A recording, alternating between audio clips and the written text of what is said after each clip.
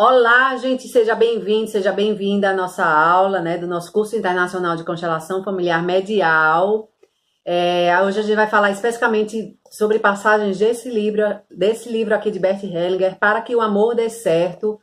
Por quê? Porque relacionamento de casal envolve tantas questões, tantos problemas, né? O homem e a mulher não sabem se relacionar até hoje, desde, na verdade, Adão e Eva, né? Porque eles estavam lá no paraíso, e aí Eva foi, comeu da fruta, a serpente mandou Eva comer a fruta, ela obedeceu a serpente, desobedeceu a Deus, e aí depois Adão foi e comeu da fruta também, e depois quando Deus foi perguntar quem foi a culpa, e aí Adão botou culpa em Eva, Eva botou culpa na cobra, na serpente, e a serpente botou culpa em Adão, e até hoje os relacionamentos entre homem e mulher é uma coisa, é um desafio para todo mundo, mas ao mesmo tempo é algo irresistível.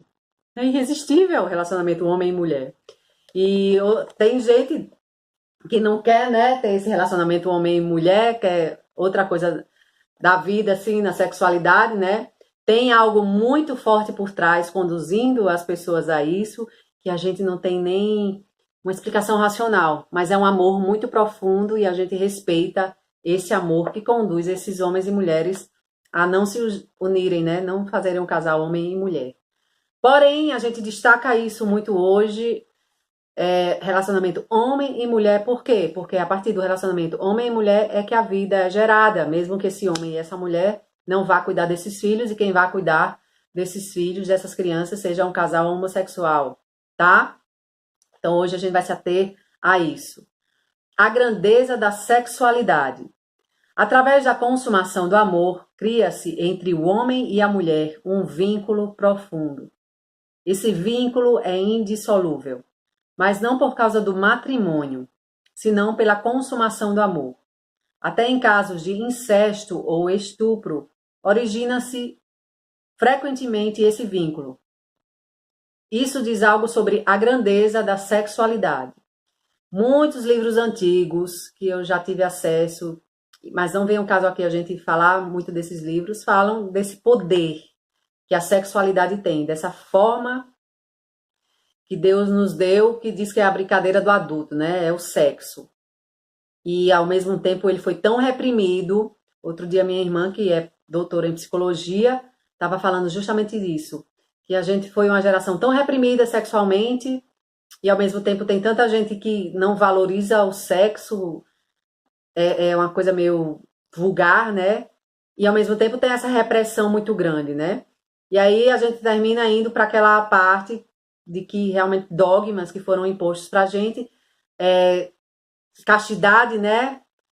Colocando o sexo como algo muito sujo, como algo muito ruim. Então isso está no nosso inconsciente coletivo. Então a gente às vezes não permite que a vida se aproprie da gente plenamente, quando a gente tem isso também lá guardado no nosso inconsciente, né? De achar que sexo é sujo, de achar que é nojento.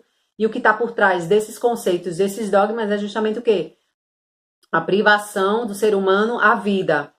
Né? Então, uma forma que encontraram de controlar o ser humano, de manter o ser humano dentro dessa matrix, é dizendo para ele que o sexo é ruim, é nojento, dá doença, né? Doença que mata e tal. Tanto é que muitas doenças relacionadas ao sexo são consideradas horríveis, quando na verdade tem doenças que não são relacionadas ao sexo, que são mais letais do que as doenças.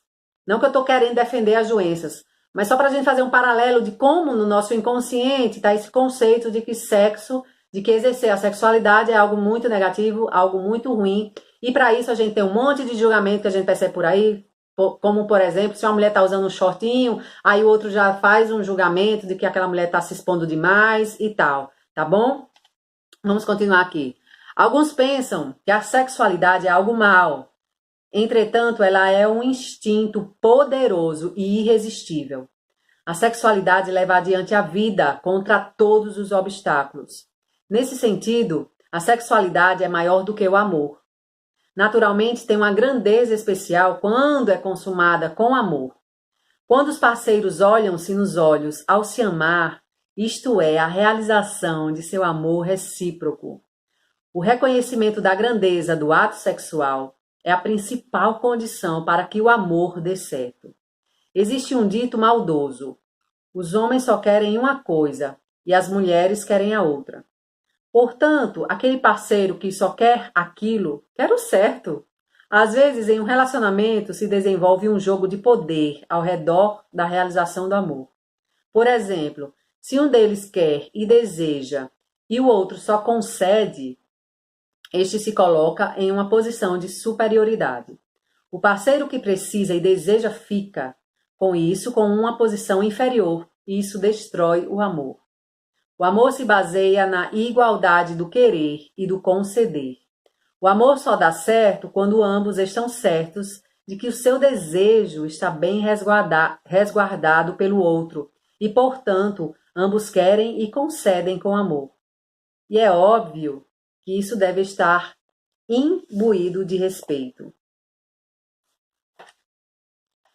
A igualdade no relacionamento de um casal, que se expressa fundamentalmente na consumação do amor, estende-se também a outras áreas da vida. O relacionamento de um casal obtém bom resultado através da constante equiparação entre o dar e o aceitar, ligada ao amor. Por exemplo, um homem dá um presente à sua mulher porque a ama. Tão logo ele tenha entregue o presente, encontra-se em posição superior. Ele é o que dá e a mulher recebe. Mas agora ela se sente numa obrigação em relação ao homem porque recebeu. Procura então compensar dando-lhe algo. E porque o ama, dá-lhe por cautela um pouco mais do que o que ele lhe deu. Agora, o homem sente-se sob pressão de uma obrigação. É tão gostoso um relacionamento assim, hein, gente? E ele tenta compensar o que recebeu. E porque ama a sua mulher, dá-lhe um pouco mais. Assim, por meio da necessidade de equilíbrio ligada ao amor, realiza-se um intercâmbio sempre crescente. Um grande movimento entre o dar e o aceitar. Isso une o casal ainda mais intimamente e assim cresce a felicidade entre eles. Esse intercâmbio positivo é a garantia de um bom relacionamento entre o casal. No entanto, existem também em muitos casamentos situações em que um cônjuge faz algo de mal e o outro fere. Aqui também o cônjuge que foi ferido sente a necessidade de compensar. Portanto, esse parceiro faz algo de mal ao outro, mas frequentemente, por sentir-se em seu direito, faz de algo ainda pior. Com isso, o primeiro sente-se no direito de tornar a causar dano ao outro e comete, por um sentimento de direito, algo um pouco mais grave, aumentando assim o saldo negativo. Resulta daí o intercâmbio intenso, mas no mau sentido. Esse intercâmbio também vincula um casal para sua infelicidade. Existe uma regra fácil para sair desse círculo vicioso. Exatamente como no intercâmbio positivo, em que por amor ao companheiro dá-se-lhe algo mais de bom, no intercâmbio negativo, por amor ao parceiro, dá-lhe menos de ruim. Dessa forma, o intercâmbio positivo pode recomeçar. É uma regra simples, mas muito útil. Quando um casal se encontra, os parceiros têm certas dificuldades iniciais. Isso advém frequentemente do fato de que ambos provêm de famílias diferentes. Durante decênios de trabalho terapêutico com indivíduos e casais, observei como a consciência atua. Ela não diz nada sobre o bem e o mal. Ou não existiriam tantas pessoas que cometem tanto mal com a consciência tranquila. A função mais importante da consciência consiste em vincular a criança à sua família. A consciência reage bem sutilmente ao que uma criança deve fazer ou deixar de fazer para pertencer à família. Por isso, uma criança tem a consciência tranquila quando se comporta de forma a poder pertencer à família. Porém, tem a consciência pesada quando faz algo que lhe cause o receio de colocar em perigo seu direito ao pertencimento. Entretanto, o que numa família considera-se como condição para pertencer, ameaça em uma outra família o direito ao pertencimento. Por exemplo, em certas famílias era imprescindível ser católico. Quem renegava essa fé era rejeitado. Em certas famílias protestantes era condição para o pertencimento ser protestante. Se um parceiro provinha de uma família marcada pelo catolicismo e o outro de uma família marcada pelo protestantismo, Ambos sentiam a consciência pesada por causa de seus relacionamentos. Receavam ter perdido o pertencimento às suas famílias de origem. Frequentemente começava entre eles uma luta secreta, cujo objetivo era determinar a religião que sairia ganhando.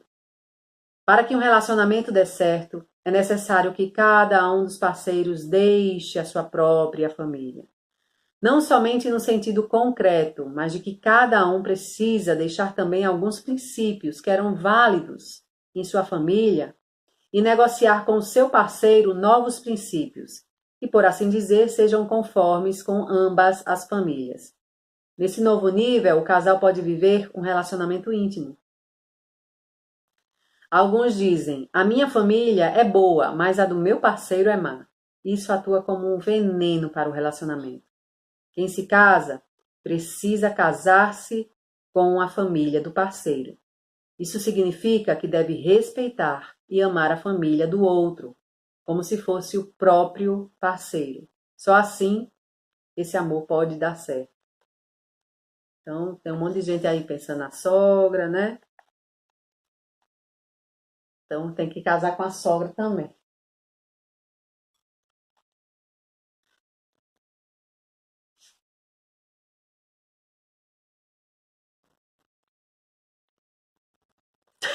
Vou falar muito não, que aí eu já, né?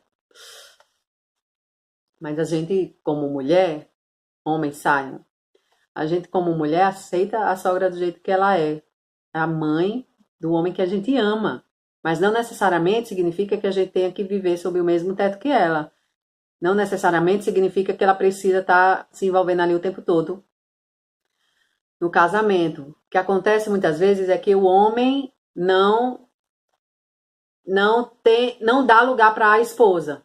Por quê? Porque ele não deixou a família de origem dele. É como se na alma ele ainda tivesse casado com a mãe dele, porque em algum momento na infância dele, de repente ele teve que substituir o pai dele. Que às vezes o pai trabalha muito, ou foi embora, ou a mãe estava numa situação complicada, difícil, e o filho que estava ali do lado, então ele continuou nesse processo durante a vida inteira. Então ele encontra uma mulher, se apaixona pela mulher, e ele ainda está vinculado com a mãe como se estivesse num relacionamento com a mãe. E se tem aqui, tá? Se tem essa união aqui, tá? Tem espaço aqui entre esses dois, vamos dizer que aqui é o homem, aqui é o filho e aqui é a mãe dele, né? Tem espaço aqui entre esses dois? Não, não entra ninguém, não entra nem um fio de cabelo. A partir do momento que ele perceber que ele é pequeno diante da mãe e honrar a mãe dele como mãe dele, aí ela é liberada para viver a vida dela e aí vai gerar espaço aqui para uma outra mulher poder fazer parte da vida dele. Porém, se essa mulher atraiu este homem que é vinculado ainda com a mãe dele, significa que ela também tem a parte dela. Ela não é pura, né? Ela tem aqui a conexão ainda muito forte com o pai dela, também por situações semelhantes a essas que eu falei em relação à mãe. Então essa mulher está aqui ainda vinculada fortemente com o pai dela, não deixa esse vínculo que foi feito enquanto era muito pequena, né? Com aquele amor infantil. E esse homem está aqui vinculado com a mãe dele. Então não tem espaço para a mulher aqui, no caso desse homem, e não tem espaço para um homem aqui, no caso dessa mulher. Então é um casamento que não funciona muito tempo. Ou então é um casamento muito superficial, né? Às vezes é um negócio. Alguns casamentos que já chegaram até a mim é um negócio. Mas o amor ali não está. E às vezes não tem nem filhos, não conseguem nem ter filhos, né? Concordando com a morte. Na alma existe uma profunda concordância com a morte e com a origem da qual provém a vida e na qual ela volta a emergir. Existe um movimento interior que arrasta o ser humano de volta à origem. É um movimento bem suave e é preciso respeitá-lo. Entretanto, existem pessoas que se opõem através de seu eu a esse movimento. Dizem, eu quero viver 120 anos. Por exemplo, com 80 anos, ainda fazem corrida, obstinados para alongar o tempo de vida. Com isso, ridicularizam-se perante a sua própria alma. Essa alma não quer nada disso. A alma quer voltar à origem, a seu tempo. Quem assume sua idade com dignidade e segue um movimento, volta a emergir com suavidade quando chega a sua hora. É como uma plenitude. Outros querem voltar à origem cedo demais. Isso é uma traição à alma. A alma quer o completo espaço de tempo que lhe foi concedido. Existem pessoas que pensam que quando alguém vive muitos anos, tem vantagem em relação àquele que viveu muito pouco. Por exemplo, com relação a uma criança que talvez tenha tido somente um sopro de vida, ou que nasceu morta. Mas na origem não faz grande diferença se alguém viveu 100 anos ou só um segundo. Que diferença poderia haver lá onde tudo descansa? Precisamos abdicar de nosso orgulho que nos diz que teremos uma vantagem se vivermos muitos anos. É terrível quando numa família uma criança natimorta ou uma criança que morreu prematuramente não é incluída. Existe inclusive uma nova portaria governamental que diz que seria muito trabalho para as repartições se tivessem de registrar todos os natimortos no livro de família. Uma atitude dessas é incompreensível. Nas constelações familiares podemos ver o efeito dessas crianças e quão importantes elas são. Quando aqueles que morreram prematuramente têm o seu lugar, então os que viverem ou sobreviveram mais tempo podem aceitar a sua vida sem arrogância, pois eles respeitam os mortos. Se não, têm a sensação de que não merecem a vida. Entretanto, se os mortos são respeitados, eles são amigáveis com os vivos. Outra nuance aqui do vínculo que a gente falou de quando a gente está se sentindo superior a algo ou inferior a algo. Aqui é outra nuance, né? Então, quando alguém morre muito cedo, qual é a nossa atitude, nosso reflexo, nossa reação, de acordo com a educação que a gente recebeu? Ai, que pena, morreu tão jovem. Quando a gente tem esse tipo de atitude, o que é que a gente está transmitindo? O que é que nossa alma está transmitindo? Nossa, eu sou superior, porque eu estou vivendo muito mais tempo, muito mais anos do que essa pessoa que morreu tão jovem. Entende isso, gente? Então essa é mais uma nuance para a gente ficar atenta em relação à presunção de achar que é melhor ou maior que o outro só porque está vivendo mais ou menos. Então, nesse caso dessa portaria aqui que ele falou, de que dá muito trabalho, né? Fazer o registro das crianças que nasceram e morreram em seguida, né? É uma presunção muito grande do ser humano colocar algo disso como uma lei, porque está achando-se superior, porque viveu mais do que aquela alma que deu um suspiro. Tá claro isso? Esse conceito de que realmente tudo tem seu valor, tudo tem seu significado. Se uma alma veio aqui para um suspiro, ela cumpriu a missão dela. E a gente não sabe que missão é essa que ela tem. A gente não cabe a gente, senão a gente endoida se for querer saber a missão de cada pessoa. Por isso que é tão maravilhosa essa forma de fazer a constelação familiar medial no maior silêncio que a gente pode.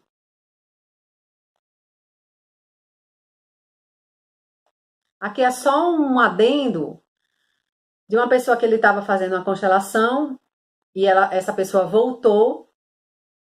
E aí ele falou para essa pessoa assim: tem gente que tem asas em vez de pés. Você sabia disso? E a cliente riu e disse: eu sei. E ele falou: então o que é que você tem? E ela respondeu: eu acho que eu tenho ambos, mas eu uso mais as minhas asas. E Bert Hellinger respondeu: exato. Você sabe o que significam asas? E a cliente respondeu: decolar? Bert Hellinger respondeu: significam morrer. E a cliente admirada perguntou: morrer? E Bert Hellinger respondeu: pés significam viver.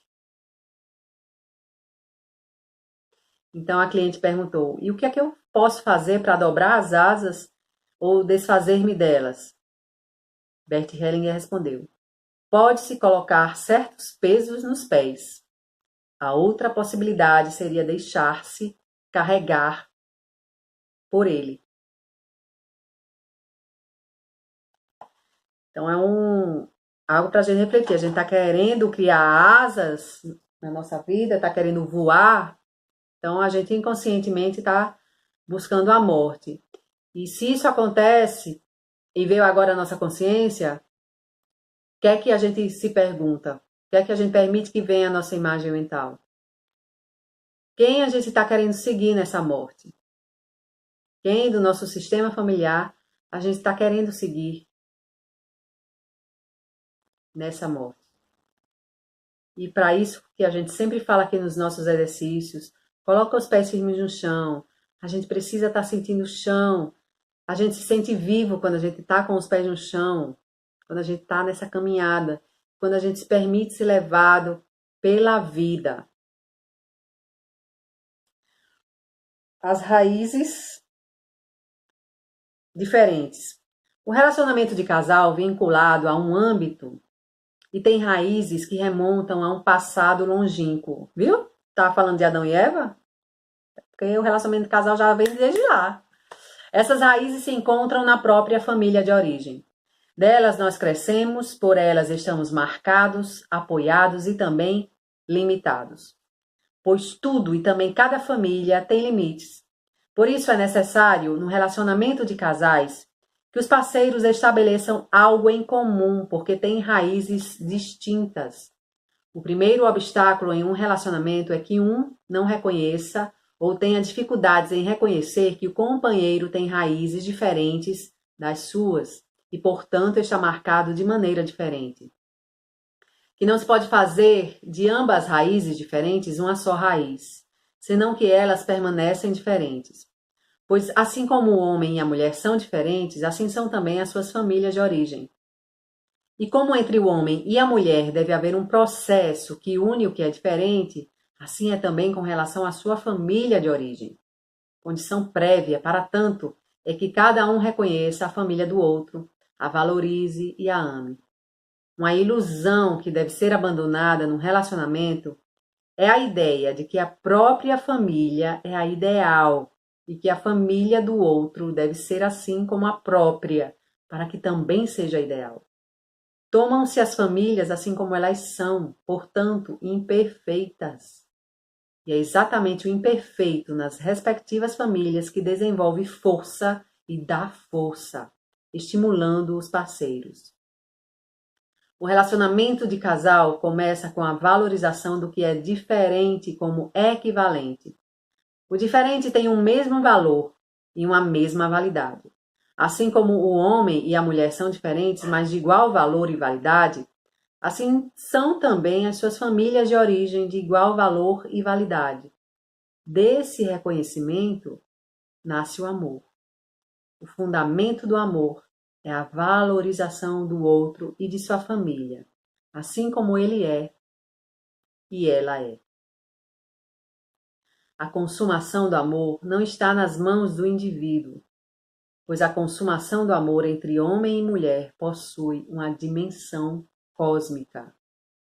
Não é um prazer privado, mas sim nele homem e mulher tornam-se parte de um movimento cósmico que os ultrapassa em muito. Essa consumação tem êxito desde que ambos estejam englobados nesse movimento. A mulher é capaz de entregar-se totalmente e aceitar plenamente quando estiver ligada ao feminino, no sentido mais amplo. Ao mesmo tempo, entretanto, essa união apresenta-se de forma concreta quando ela estiver ligada à sua mãe. Dizendo mais exatamente, com a sua mãe como mulher e mãe. E ao mesmo tempo com a mãe da mãe como mulher e mãe. Ademais, com a mãe do pai como mulher e como mãe. Essas linhas se estendem para longe do passado, quando então que a mulher é sustentada pelo feminino, tal como está fundamentado no movimento da vida. Em harmonia com esse movimento, ela tem força para a entrega total e para a consumação. Ela tem a força para o prazer e para a paixão que lhe são inerentes. Ela também tem a força para concordar com as consequências da consumação do amor, seja o que for que ela traga para toda a vida. Com isso, se converte em uma consumação profunda e, ao mesmo tempo, em um ato religioso, o ato mais profundo possível. O mesmo é válido para o homem. Ele é capaz de entregar-se totalmente e aceitar plenamente quando está englobado no masculino, assim como está fundamentado na consumação da vida.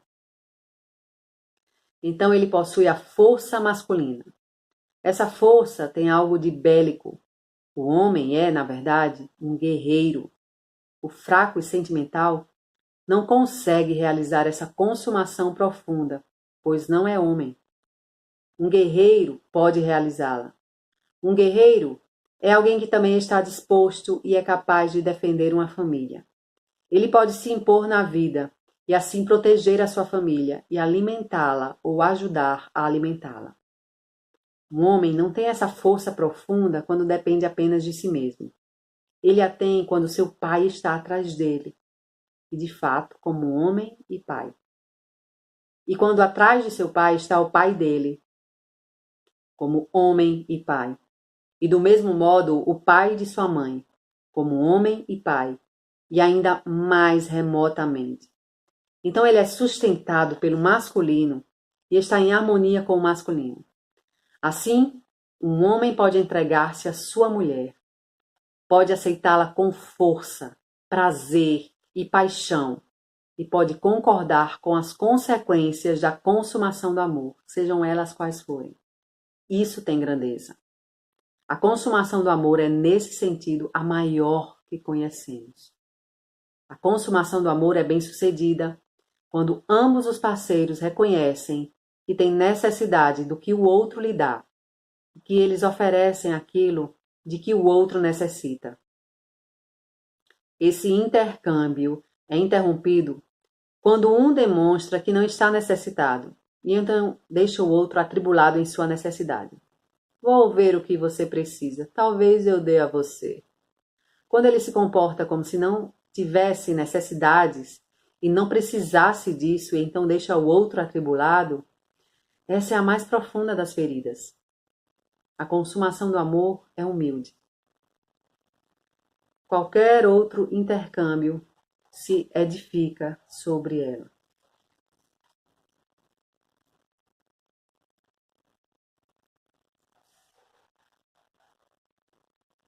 Aqui um detalhe que talvez a gente só vá ter nesse livro, mas é importante a gente ter esse conhecimento, é sobre a pílula do dia seguinte, né? Uma participante perguntou se a pílula do dia seguinte encobre se foi provocado um aborto ou não. Como se lida com esse problema? E Hellinger respondeu, essa é uma área que eu não ouso decidir nada. E a participante falou, quanto a essa pergunta, eu queria esclarecer que eu sou médica de pronto-socorro e frequentemente eu tenho que receitar a pílula do dia seguinte. Repetidamente eu tenho crises de consciência, pois considero o aborto um homicídio. O que você diz sobre isso? Bert Hellinger fala, minha imagem é de que não se pode comparar as duas coisas. Então ela fala, para mim é uma questão de princípios, exatamente como os parágrafos sobre o aborto que temos na Alemanha. Quando começa a vida? Se definirmos o começo da vida como um momento em que o espermatozoide se funde com um óvulo, então para mim a pílula do dia seguinte é de fato uma forma de aborto. Então Bert Hellinger responde, eu não creio que se possa ou deva definir assim. Com essas definições, intervém-se de uma maneira para mim inadmissível. Se houve uma concepção e se sabe que a criança está no ventre da mãe e se desenvolve, somente então sabe-se algo claro. O restante é, para mim, casuístico e muito limitado. Portanto, não me atreveria a responder à pergunta sobre quando começa a vida. Se desejamos definir exatamente o começo da vida, que efeito teria isso para a alma? Observando-o no sentido mais amplo, vejo então que com essa definição exata, nos colocamos no lugar de Deus ou de um princípio superior, seja isso o que for. Seria para mim uma pretensão que eu evito ter. Também não é possível designar o aborto como homicídio, O aborto tem, na verdade, um efeito distinto do assassinato. Se fosse a mesma coisa, o aborto teria, nas constelações familiares, o mesmo efeito que um homicídio. Mas não tem. Pode-se ver nas constelações que não é o mesmo. E também aí sou cauteloso.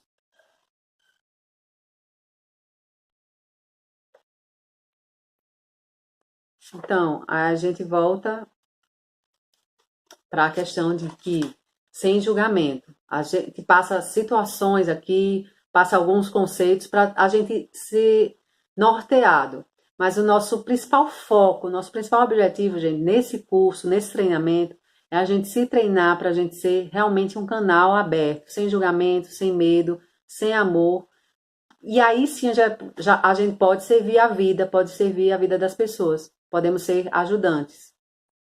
Será que está claro? Está ficando isso cada vez mais claro? Quem está fazendo os exercícios, as respirações com meditação, já deve estar percebendo algo desse tipo. De como a gente consegue ter uma leveza, como a gente consegue realmente ser um canal quando a gente está se exercitando isso. Todos esses exercícios que eu tenho passado desde o começo do nosso curso, do nosso treinamento, a gente já percebe que tudo está ali como uma sinfonia, como uma dança, cada pessoa como se fosse um personagem, e a gente passa esses conceitos para a gente ir tendo uma estrutura para o nosso consciente.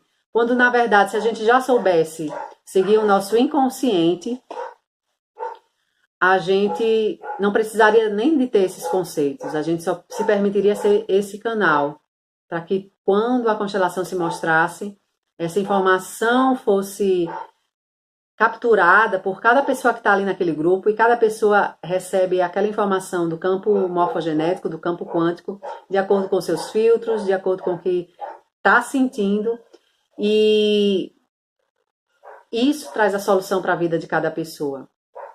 Realmente não são esses conceitos que trazem soluções para a vida das pessoas que a gente quer tanto ajudar, né? Que a gente quer beneficiar positivamente. O que traz solução para a vida das pessoas, se a gente quer ser esse mensageiro, né, da consciência, da expansão de consciência e de melhoria na vida das pessoas e da nossa vida também, a gente vai se permitir cada vez mais ser esse canal. Permitir que o fluxo da vida passe através da gente e essas pessoas recebam isso também, e a gente ser principalmente observador. Que muitos problemas acontecem porque as pessoas não observam, não percebem o que está acontecendo por trás. Então, às vezes, alguém chega com um problema, dois amigos, um chega para o outro com um problema, conta para o amigo o problema, o outro já vai, pá, já vai dizendo, você devia fazer assim, assim, assim, assado. Não vê o que está pelo plano de fundo, por trás disso. E ninguém olha para isso. Ninguém, absolutamente ninguém olha para isso. Isso só aumenta o sofrimento cada vez mais. Então, a gente, como constelador, a gente permite esse momento de olhar, de observação. O que é que está por trás que acontece aqui, nesse sistema? O que foi que uniu esse grupo aqui? Que forças que trouxeram esse grupo aqui específico? Cada pessoa dessa é especial e está aqui sendo levada por essas forças atuantes, por esse sistema, para uma solução aqui emergir e levar essa solução como presente para muitas pessoas indiretamente.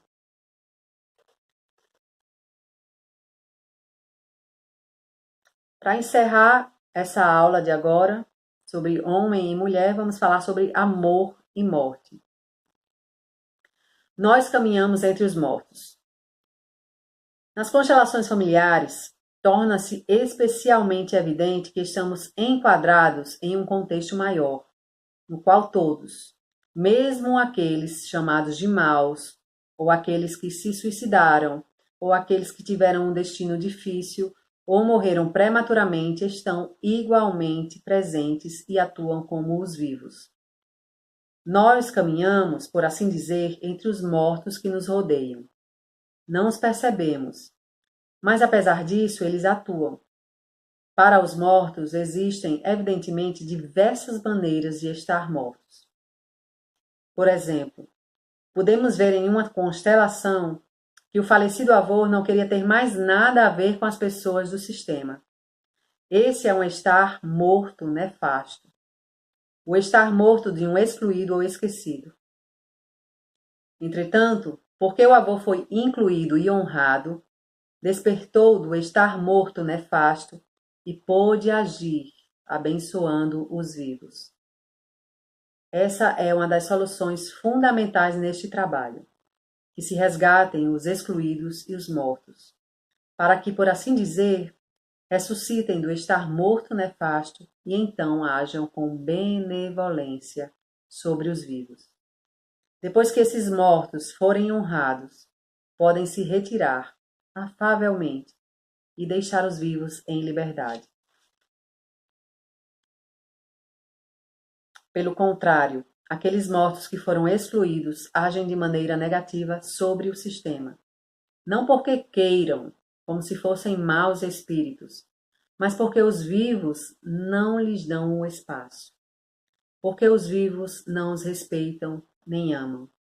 Então, frequentemente, uma criança do sistema familiar expia a injustiça que foi feita a esse morto. Por exemplo, escolhendo uma profissão que exige uma renúncia. Mais um ponto que deve ser considerado. Aquilo que parece estar em primeiro plano como culpa, no sistema, um avô abandonou a sua família e o neto abandonou a família dele. Quando é olhado mais de perto, há uma relação bem diferente. Frequentemente, aparece dentro do sistema familiar que abrange gerações como uma forma especial de fidelidade e amor. Esses emaranhamentos têm algo de inexorável e inevitável em si, e, portanto, não podem ser observados do ponto de vista da moral, no sentido que se diga, o homem ou a mulher poderiam sim, se quisessem, eles não podem, nenhum de nós pode. Uma vez ganha essa visão, porque se vê na constelação familiar como os emaranhamentos se originam. Então nos tornamos mais suaves e tolerantes. Não somente com os outros, mas também com nós mesmos. Sabemos então que cada um é conduzido de sua maneira. Entretanto, quando se traz à luz os emaranhamentos, existem às vezes soluções para o que é bom. Em presença da morte, existe uma soberba. Lembro-me de um suíço que participou de um dos meus cursos. Ele era um pouco louco. Chegou de manhã e contou ao grupo. Ontem à noite estive com o meu revólver no cemitério. Ele tinha um revólver militar suíço e pensei, agora posso dar-me um tiro. Então passou um gatinho pelo meu caminho e eu pensei, eu também posso viver. Depois de ter dito isso, tirou um gatinho do bolso e o deixou caminhar pelo grupo. Todos os participantes tinham medo desse homem. E eu disse a ele, agora você vai comigo ao seu quarto e me entregar o seu revólver. Ele tirou o revólver do seu armário e colocou na minha mão. Em seguida eu guardei. No dia seguinte, ele contou ao grupo que tinha se lembrado de um poema de Paul Celan, em que ele denomina a morte um mestre da Alemanha. Isso agora pode ser divertido, mas se tratava de vida ou morte. Aquele que acha que tem a morte ao seu lado, amedronta os outros e sente-se grande. Um terapeuta que tem medo da morte pode render-se quando se trata dessas coisas. O terapeuta respeita a morte. Ele a tem ao seu lado. Porque não a teme, mas, no entanto, curva-se diante da morte. Então, o terapeuta é um guerreiro. Quem é um guerreiro? Um guerreiro é aquele que pode olhar a morte nos olhos sem temor, e, no entanto, com respeito.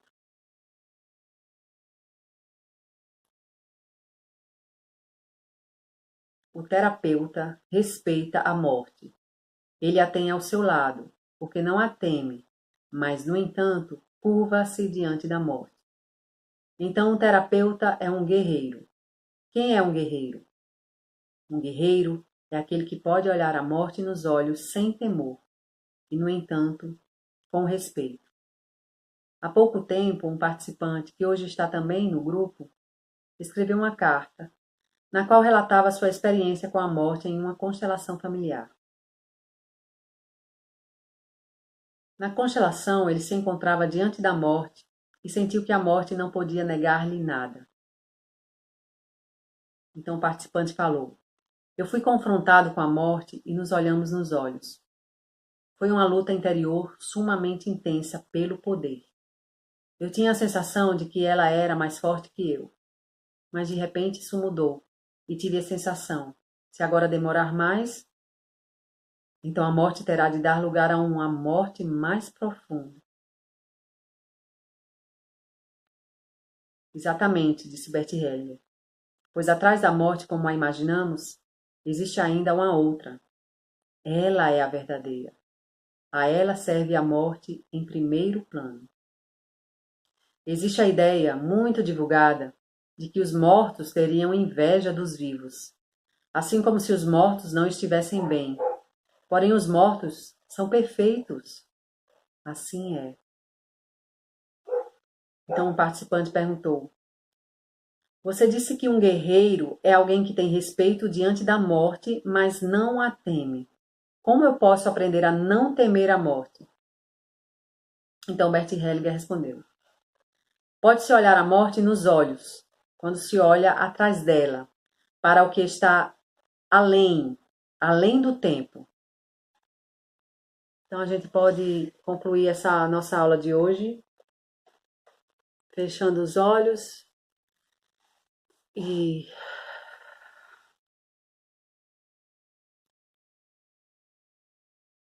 buscando esse olhar para a morte.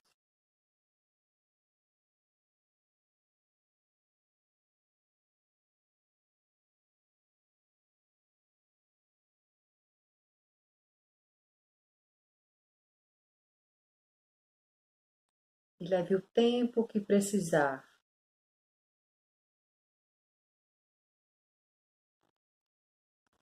Se vem algum medo, algo que faça a gente se sentir inferior ou superior, nós respiramos, permitindo que prolonguemos esse olhar.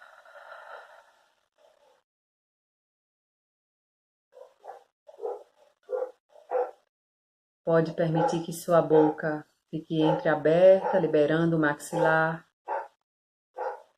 as pernas e as mãos relaxadas.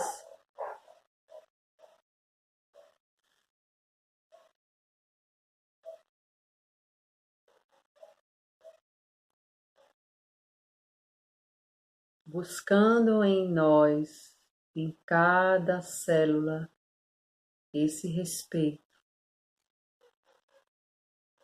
pela morte, essa postura de guerreiro, de guerreira.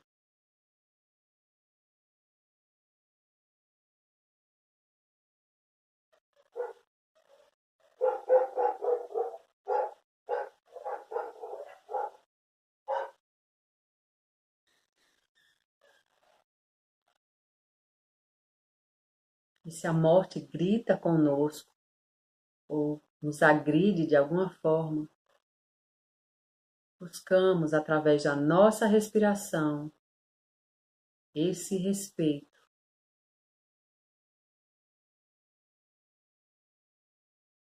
dando-lhe o lugar que é devido.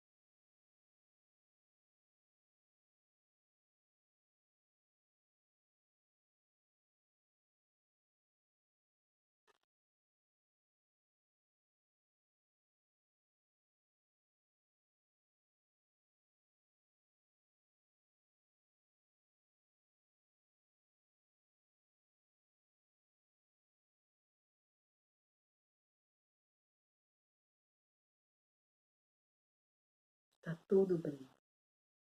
Tudo bem.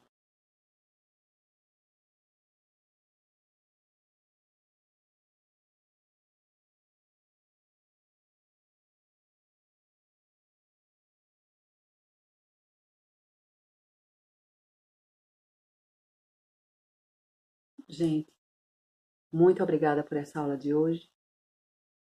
É uma honra ter vocês aqui comigo. Estar aqui com vocês é uma honra muito grande.